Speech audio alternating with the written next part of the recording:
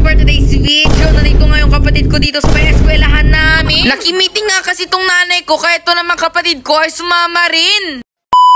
Panibagong araw nga na naman at nandito naman tayo ngayon sa eskwelahan namin. At kasama nga na naman natin tong si RJ. Kaso nga lang, akala ko tong kapatid ko ay matino pero ganito pala. Sobrang kulit niyan guys, promise. Alam nyo ba guys, tumatakbo yan tapos hindi namin mahabol. Para nga siyang si Sonic. Paano ba naman kasi nung tumatakbo siya, hindi talaga namin siya mahabol. Mas mabilis pa yung takbo niya kaysa sa amin. Ay naku, pinagtitinginan na nga kami ng mga estudyante dyan. Paano ba naman kasi tong si RJ talaga, hindi talaga namin mapakiusapan. Ito nga ang ginagawa ni RJ ay nakakahiya pero parang pampagood vibes yung ginagawa niya sa mga estudyante. Ay naku, babalik na kami sa classroom ko. Yung classroom ko kasi guys is sa second floor lang pero bakit kami napadpad dito sa third floor?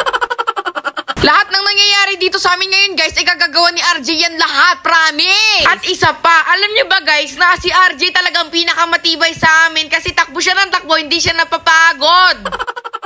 Ginawa na nga niya lahat lang makakaya niya pero hindi pa talaga siya napapagod. O diba? Grabe naman kasi napakatibay ng batang ire. Hindi ko na nga talaga alam kung ano mga pa talaga makakapagpapigil dito sa kapatid kong si RJ. Kapag nga tong kapatid ko ay dadali mo sa eskwelahan, talaga namang hahawakan mo lang siya. Subukan mo lang talagang bitawan niyang kapatid ko na yan. Tatakbo yan hanggang doon sa universe. Hindi nga siya sumusunod sa akin eh. Sa inyo pa kaya? So guys, magpipicture muna tayo ngayon. Kasi ako yung inutusan na picture.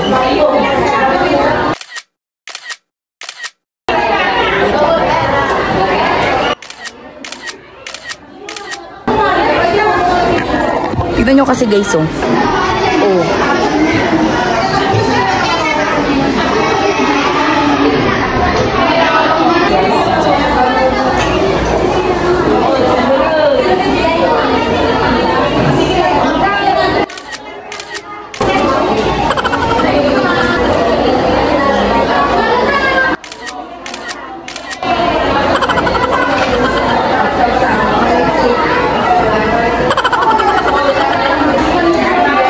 Sa harap ngayon.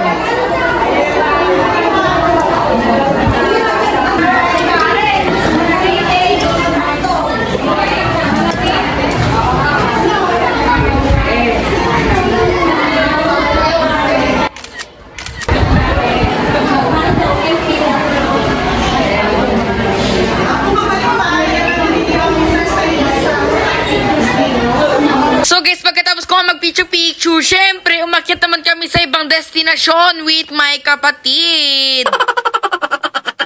So guys, ito nga po pala yung video na mag-e-elect na kami. Pero hindi ko talaga na video ha. Ipapakita ko lang sa inyo yung mga sulat sa board na parang president, vice president. Pero wala pa talaga siyang nakalagay kung sino ang na-nominate, diba? Parang hindi ka naman nag-dito. Pero guys, hindi ko siya na-videohan kasi nga lobat na ako noon and 1%. O diba? Hindi nakakayaning mag-video noon. Kaya sige guys, manood na lang kayo. Series, ano pa panoodin nyo? Hindi nga ako nag-video eh. Ay, alam ko na kung sino yun. At guys, hulaan nyo kung asan ako dyan. Oo guys, tama kayo nang narinig na boto ako bilang class officer. Kaya hulaan nyo kung nasan ako dyan. I-comment nyo nga dyan sa comment section guys kung ano sa tingin nyo yung nakuha kong officer.